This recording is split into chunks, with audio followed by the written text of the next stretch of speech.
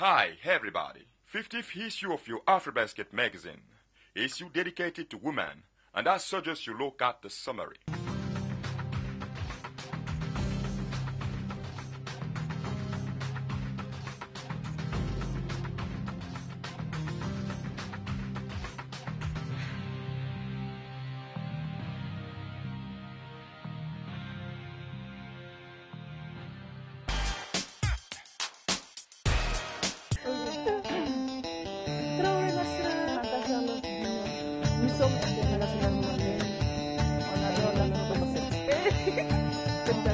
We open this 50th issue with Mali and this question: why Mali wins in small classes?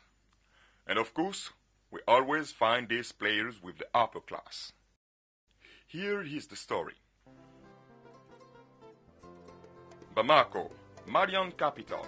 In the blistering heat, everyone moved themselves to reach the Modibo Keita Stadium. They do their best not to be late because once again, the Aiglon of Mali contest the final of the U16 African Championship. In this category, the Malians dominate and remains unchallenged. The years go by and look alike. Maputo in Mozambique, 2013, they are sacred for the third consecutive time. In the upper category, named U18, the ranking looks the same, although in 2012, the Malians failed in final against Senegal. But a few months later, it was established that Senegal had aligned all their players. The secret of this success is training.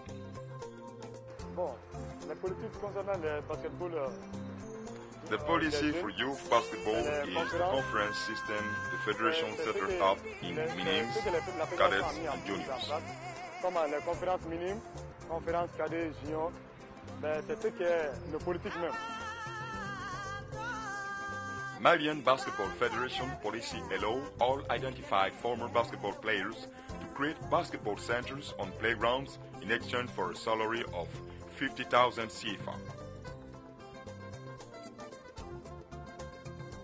In addition to training, there is also reference. The young players know on fingertips those of the senior national team, and like them, they want to wear the national jersey and defend with tooth and nails the colors of the nation.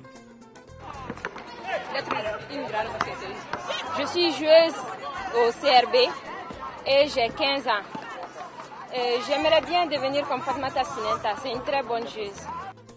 And finally, there's the successful integration of generation. Mali has always opted for a mixture cleverly dosed between young and old players. Bonjour, je m'appelle Gundo Fata Charlos, j'ai 18 ans. Moi, je m'appelle Nassira Traoré. Depuis 2002, on a connu de hauts et des bas. Il y a maintenant, surtout maintenant, c'est encore plus difficile parce que les seniors ils sont arrêtés, comme Amchetou, comme Nari Diawara. On est avec des jeunes qui sont là, qui sont en train d'apprendre, qui ont beaucoup à faire et beaucoup à apprendre. Bon, on va faire avec. Elle, je la connais déjà parce qu'on a joué dans le même club au Mali.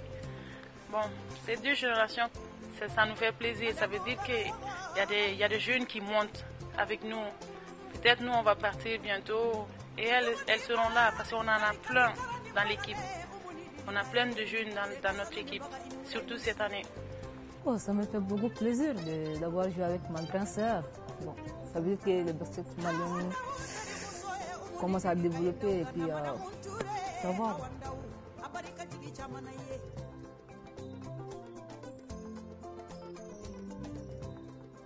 Bon, pour moi, mon défi c'est de gagner la coupe avec ma grande sœur et puis remporter la coupe d'Afrique comme vous avez bien dit. À l'Afro-Basket senior au Mali, le Mali était 3e. Bon, le Mali a eu la médaille bronze. Bon, il faut on travaille dur et puis on se confiance en nous-mêmes, donc ça va aller, Inch'Allah. Et que franchement, si c'est possible d'organiser une formation pour les jeunes qui sont là, qui ont des talents, malheureusement qui n'ont pas l'opportunité au pays de bien bosser, de demander une formation et demander un stage, quoi. Un stage aux États-Unis, en France, pour 2 semaines, pour 2 semaines ou pour 1 mois, de bien apprendre et bien progresser. Les filles ont vraiment du talent, ils ont besoin d'aide. Il faut vraiment les aider. On a besoin de ça.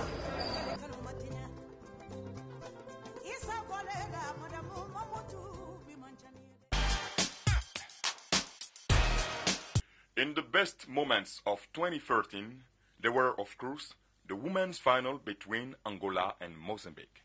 Memory. You'll never know if you don't go. You'll never shine if you don't glow. Hey now, you're an all-star. Get your game on, go play. Hey now, you're a rock star. Get the show on, get paid.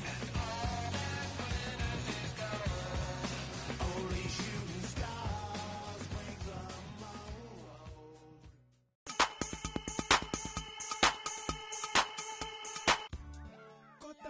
After a few minutes of observation between the two teams, Mozambique in white start to lead 13-9. At the end of the first quarter, the girls of Coach Saleh are to a point 15-14. The second quarter is also disputed. Both teams will take the lead in turn without a big difference happening. At halftime, the score was 29-29. Everything should be played within the third quarter. Both teams go blow for blow and finally reach the end of the game with a parity score of 54-54. A 5-minute extension follows. Angola will take advantage from the start, led by Nacesela Mauricio in great form. The reigning African champion leads 58-54 3 minutes from the hands. Exhausted by the pursuit race against an experienced team, the Mozambicans are no longer present on the rebound. They are now led 63-58, 23 seconds to the hand. Despite 2 successful free throws by Kosa Anabel bringing the score to 63-60, Mozambique tilts 64-61.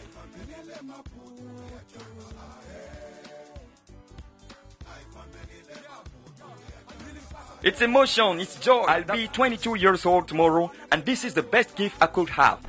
That's it. I finally got it. Yes! Congratulations to my teammates. Obrigada, Angola, obrigada, meus familiares.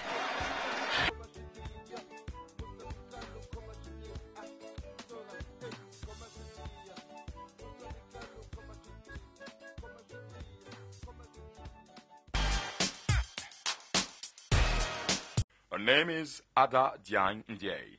She is a Senegalese referee and one of the best whistles of the continent. We just hope that the Senegalese Federation, which has been suspended, won't be an obstacle for her development. We look at her portrait.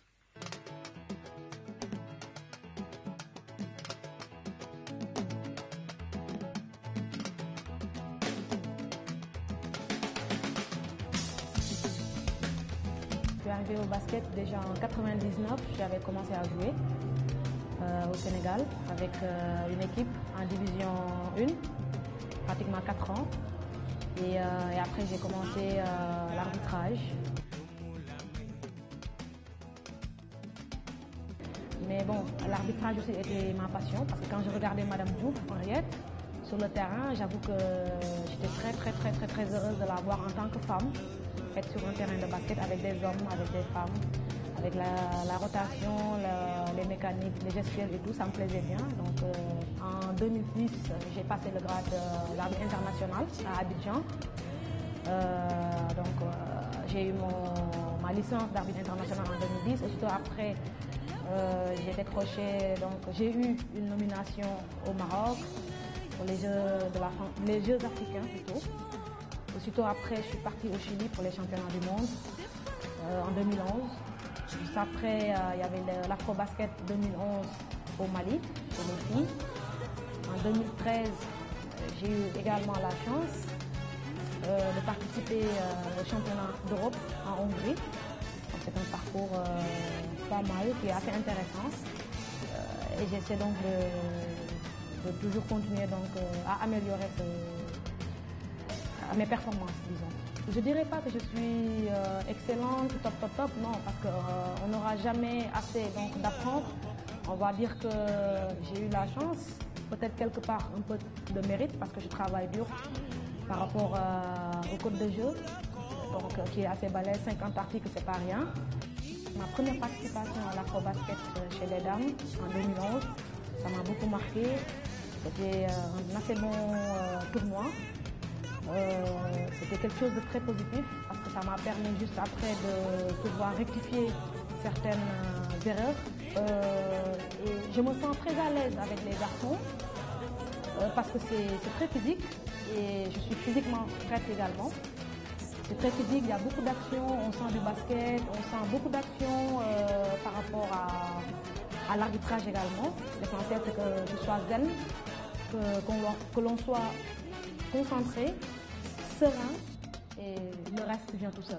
Un match de basket, pour moi, on ne peut pas le faire, on ne peut pas le terminer et se dire après on a fait zéro erreur, zéro faute. Non. Donc j'accepte les critiques, j'accepte la discussion, mais il faudrait qu'on fasse cette